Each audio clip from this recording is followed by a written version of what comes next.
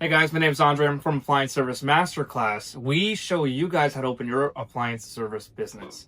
We have a single technician company that made over $32,000 in May alone. And since starting 2023, our appliance company generated $1.32 million in just 3 years, which is crazy at this point in the business. We've given away over $7,500 in business grants to all of these guys that finished our appliance service business development program. It's a 10-week program. We show you guys how to start your own appliance business, how to incorporate the proper way, organizational structure, marketing and advertising. We do everything on a weekly basis on Mondays for 10 weeks. At the end of the course, we give away a $1,000 grant, $500 grant, and $250 grant to 3 winners every class all year. Today, we're going to talk about hiring a technician for your appliance service business. I think it's one of the most important things you can do, even more important than a marketing team, more important than an office manager or anything like that.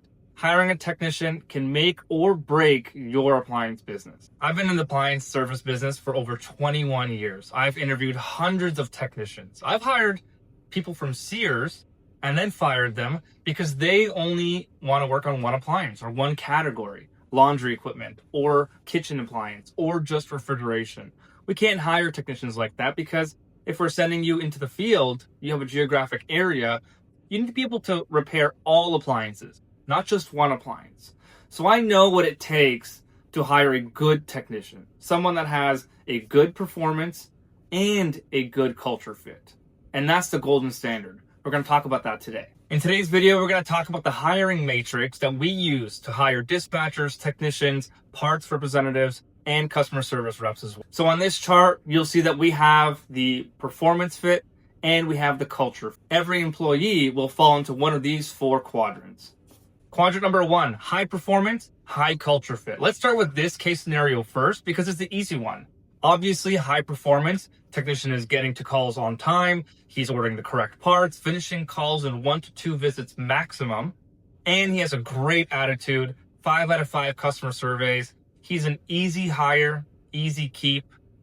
This one is our dream golden standard technician. These people are the easy decisions. We hire them, we keep them, we promote them, we ensure that we have some kind of ladder for them to move up in our business because they're building our company out there. They're making sure that customers are appreciating, the service that they're provided and then getting those 5-star reviews for our Google page. That's the way we want to grow our appliance business. Let's go to quadrant number 2, high performance, low culture fit. Now, we've seen these guys in the field time and time again. In fact, we typically want to hire these people. High performer, finishing 1 visit or 2 visits maximum service calls, and then getting the parts ordered correctly, speeding to the customer's home, make sure they finish the call as soon as possible. But a low culture fit. They're rude to the customer. They're rude to the dispatch team, showing up late. They're not groomed well. And really not getting any good reviews for our Google page, which is hurting our business. Although they are making our business good money, they're kind of taking away our customer base because we're not getting return customers. So this is a very hard choice, especially for the startup companies in appliance repair. We'll see that we want to hire these guys because they want to bring money into our business. But at the end of the day, on the long run, they're actually going to hurt your business because, you're not going to get any return customers. And that's our bread and butter is referrals and return customers. And what I like to say is you can coach the brain, but you can't coach the heart, right? And so if someone has a poor attitude, they're going to remain with a poor attitude. So this is a very, very hard choice for a startup company, especially. Yes, they'll bring in money, but they will not get you return customers or referral customers. Let's go to quadrant number 3, low performance, low culture fit. This is super easy. Obviously, technician that, doesn't perform well, isn't getting all the parts that he needs, getting a lot of recalls on repairs that he's doing, and then has a poor attitude, saying it's not his fault, it's the customer's fault. Coming home, late, not showing up on time, not groomed well. Super easy choice. You do not hire this guy. He will hurt your business, right? Quadrant number 4, low performance, high culture fit. This is going to be a very hard choice, especially for startup companies, because the scenario includes an individual who may not get the service call completed the first or second time, may have 1 or 2 recalls per week, but he's eager to learn. He has a high culture fit. He fits in the team extremely well, on time, every single day, always within the time range for each service call throughout his day. He does order the parts correctly, but he does misdiagnose sometimes. And he has a really good attitude around the office. Everybody loves him. The office manager loves him. The dispatcher loves him. He's getting 5 out of 5 customer reviews for Google, even though he hasn't repaired the appliance the first time. He's apologetic. He has a good, customer service acumen, but he just doesn't have the technical abilities yet. It's going to be a hard choice because as a startup company, you want to hire someone to make good money for you and someone who doesn't make mistakes.